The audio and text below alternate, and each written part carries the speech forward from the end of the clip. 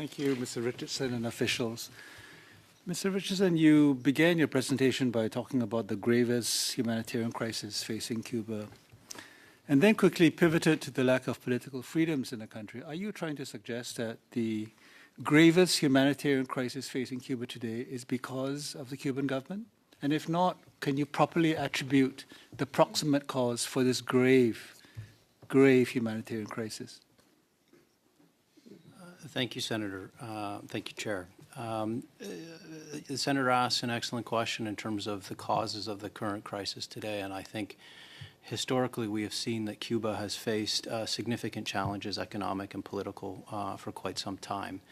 Our focus currently is on supporting the Cuban people at this time. I cannot pretend to digest all of the causes for their situation, but certainly I can tell you that we take the humanitarian situation that the Cuban people are facing very seriously, and that we have responded in kind with a significant package of development and humanitarian assistance, even just since November or February of this year.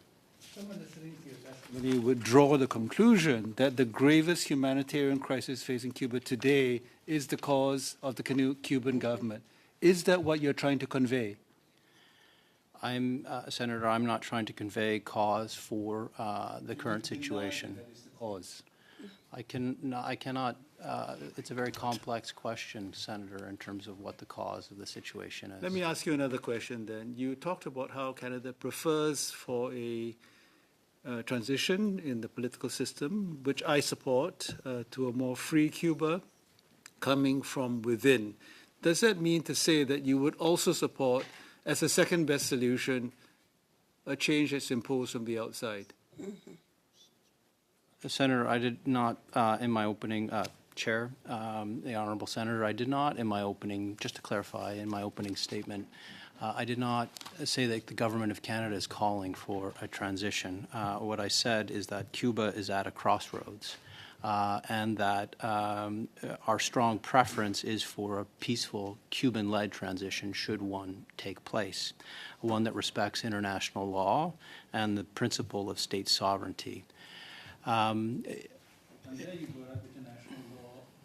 Can you confirm that the blockade on Cuba since 1962 is in violation of international law? Senator, Chair, what I can state is that Canada has traditionally voted against the embargo at the UN, that our position is to respect, traditionally has been to respect international law, and to oppose the application of extraterritorial measures such as the embargo.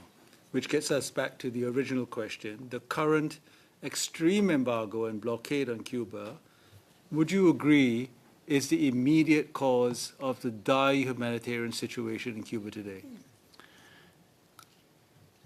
Chair, it's an excellent question. Again, I think